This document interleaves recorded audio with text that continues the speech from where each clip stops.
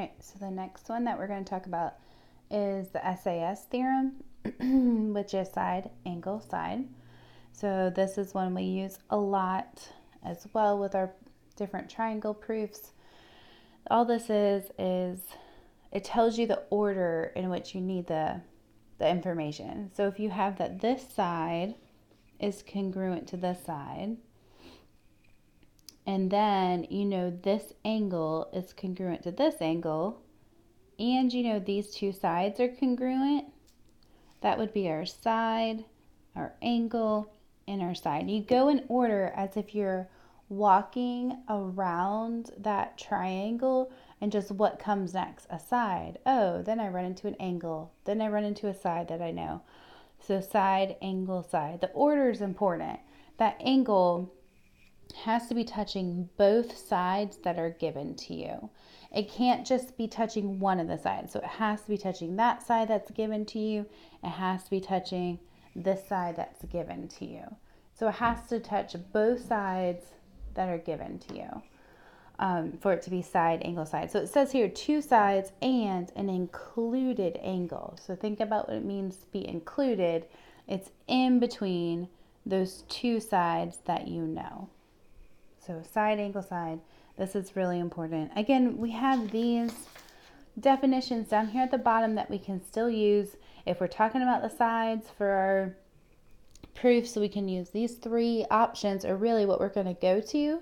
I mean, it's not to say that there's not another option, but these are the ones we'll usually go to. And then for reasons for angles being congruent, these are usually the options we'll use. So keep this out while we do the rest of these notes.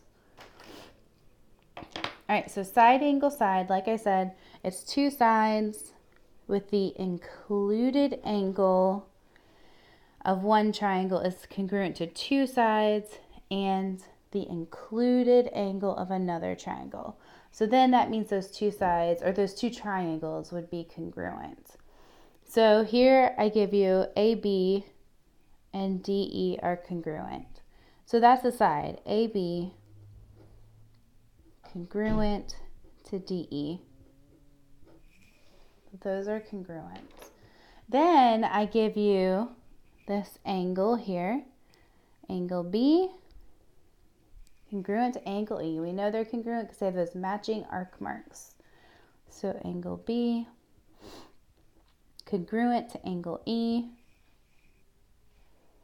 And then the last part, we have BC and EF are congruent.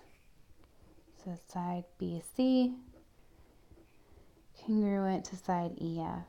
So notice that angle is between those two given sides. It's not some angle all the way down here or only touching one side. It has to touch both sides that have been congruent. So then if we know that that's true, if we know it's a side congruent to a side, angle congruent to angle, side congruent to side, and that angle is in between your two given sides, then we know triangle ABC is congruent to triangle DEF. And that's the side, angle, side theorem. So let's use it to practice more proofs. Triangle proofs are something we'll do a lot of. So hopefully this isn't as challenging as when we first started doing proofs. Like hopefully you remember a little bit. Remember, keep this yellow sheet handy because these definitions here are really going to help. All of these terms are reasons that you need for your proof. So they're the reasons we'll use. And there's that CP, CTC. We'll talk about that again later. Okay. So first thing you're going to look at, start with your given. JM is congruent to LN. Label your picture. That just makes it easier. JM, LN, they're congruent. How do I know that? Well, it's told me that right here. They're given. The next thing, angle JMN and angle LNM are congruent. So angle JMN, so that's this angle right here, JMN. Remember, it goes right in order of the letters that are given to you, and the middle letter is your vertex. So then my next one, angle LNM. So from L to N to M is talking about this angle right here. That N is your vertex. So it tells me those two angles are congruent because it's part of my given.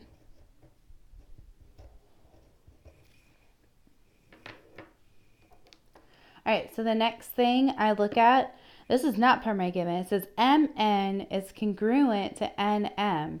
Well, here's MN right here, and here's NM. What do you notice about those two lines? Well, it's just one line, and of course it's congruent to itself. Which of our properties say a side congruent to itself? Would be this one, the reflexive property. This is where it could be like MN congruent to MN or NM. You could flip the letters, but it's still going to be reflexive. So our reason we know those are congruent, it's like, of course they're congruent, it's the same line. Well, our reason is going to be that reflexive property.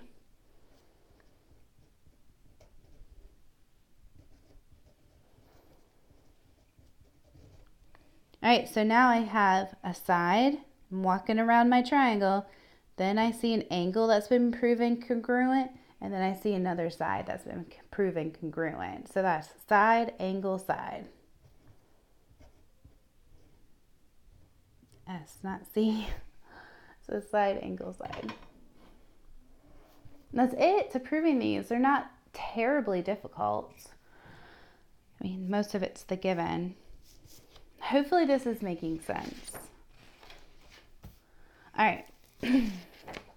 A couple more to do. A couple more practice ones. Obviously, when we do proofs like on a quiz or a test, you will have a quiz on Tuesday. That's the next time I'll see. Yeah. On Tuesday, you'll have a quiz on these proofs. Well, we will review before the quiz, but you will have a quiz on these. Okay. So looking at this one, I have AB congruent to CB. So here's AB congruent to CB. How do I know that that's true? It's given to me. So given. All right, the next thing, BD bisects angle ABC. So here's angle ABC. Here is that top of that. And BD is bisecting it. Well, I know that's true because it's the given. Well, what does it mean to bisect it? Well, this is my angle, and it's being bisected.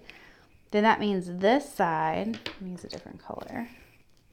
This side of the angle is cut into two equal parts. So this side is going to be equal to this side. So angle ABD, this little piece here, now equals angle DBC, which is what I see right here. So if I'm looking for reasons angles can be congruent, well, it's not a given. It's not a vertical angle. I don't have any parallel lines, so I don't need any of those. That leaves this part right here, definition of angle bisector. And if I look in my given, I see bisects. So definition of angle bisector is my reason I know that they're congruent.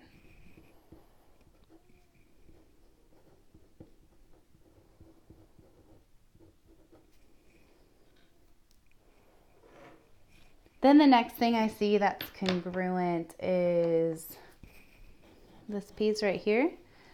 BD equals BD. That's a side because those are two segments.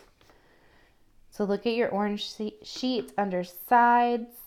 It's not given. It's not midpoint because I didn't see the word midpoint. It's equaling itself, so it must be reflexive. So this is reflexive property.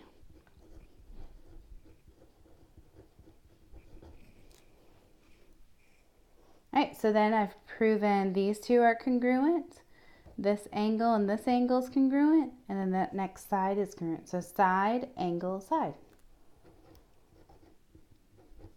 So when you're proving triangles are congruent, you're using either side, side, side, side, angle, side, or these other ones that we'll talk about next week. All right, next one on your notes.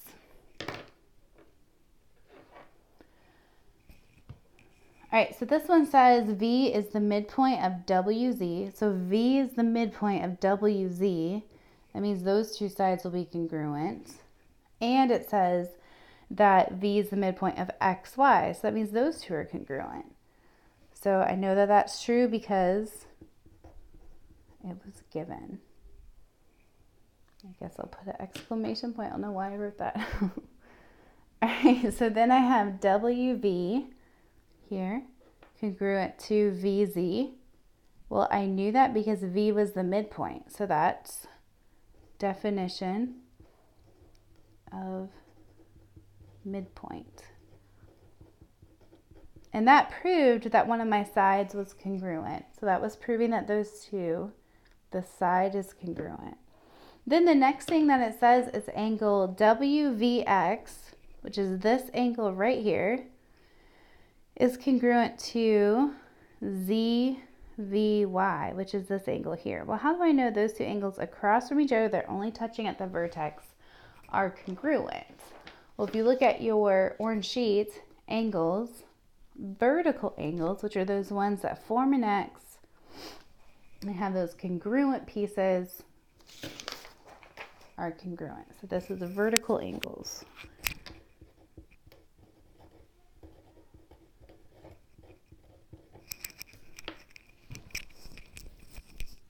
I dropped my earbud thing. All right. The next thing I have is that XV is congruent to YV. So those two are also congruent.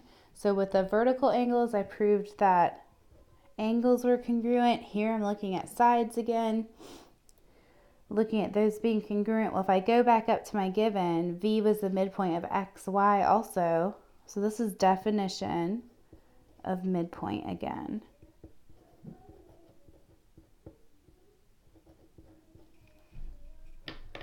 And that proved that these two sides were congruent. So that's another sides.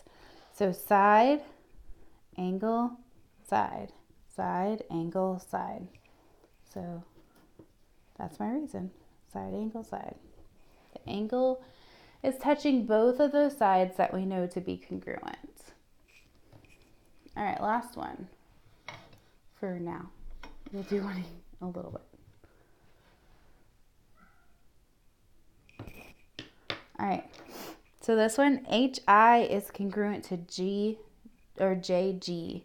So here's HI, here's JG. Those are congruent. I know that's true because it is a given. The next thing it tells me that HI and JG or GJ, I keep putting those backwards, are parallel.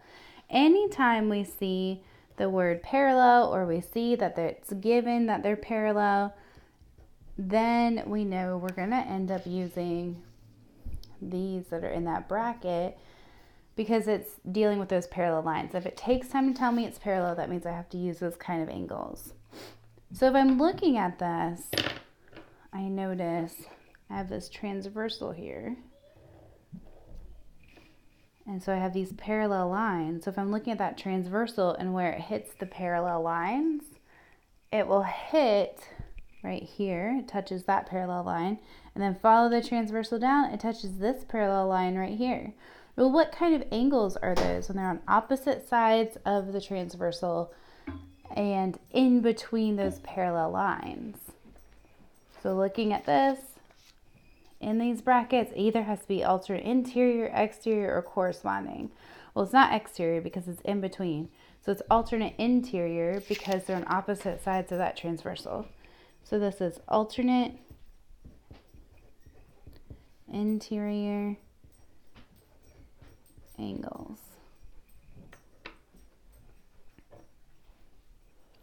Then I have HJ congruent to HJ. Again, that's just saying it's congruent to itself.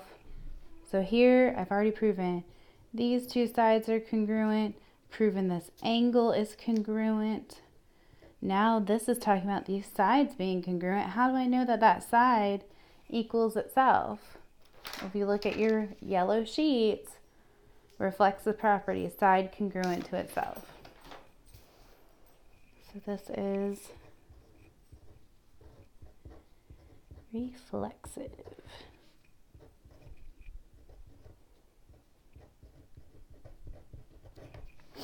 So side proven, angle proven, side proven. SAS. Hopefully you're feeling more confident with this, I hope, than y'all did before. With the segment proofs and the angle proofs. Those didn't always go so well. All right, so what you're going to do now is looking at this sheet, you're going to answer these and show which of these is it. Is it by side, side, side, or side, angle, side? So I'll do the first one with you, and then I want you to try the rest on your own. So if I look at this, I have a congruent side here, a congruent side here, then I have congruent side given to me. And then notice it's the angle in between my sides. So it's touching both sides. So that is side, angle, side. And then it says write a congruency statement. If it is going to be congruent, notice it did say if possible. So you'll have a couple that are nones. So triangle, I'm going to say Q, Y, T is congruent to triangle. Remember, the order matters. So I know Y and K are congruent. And if I follow that one tick mark line here, going to Q, going to C. So I'm going to start Q matches with C, Y should match with K, and T should match with P. So you're going to tell me which one is it, if it is one, and then you're going to tell me that congruency statement.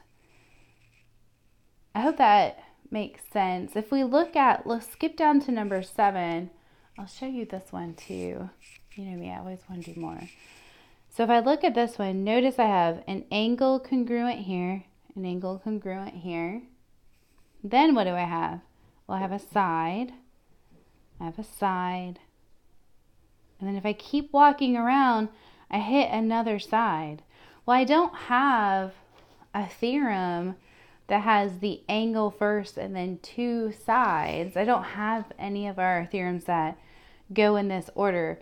So this is going to be none, or you could say not possible, because they are not going to be congruent, or you can't prove that they're congruent when it's SSA, because that's not one of our options. Or you can read it the other way, which would definitely not be one of our options. So try these other ones, and then when you fill out the form for the end of the lesson, you're going to write a couple of these answers down, like which ones they are. And then go ahead and try the proof. And I'll have the answers for that posted. All right, I hope that helps.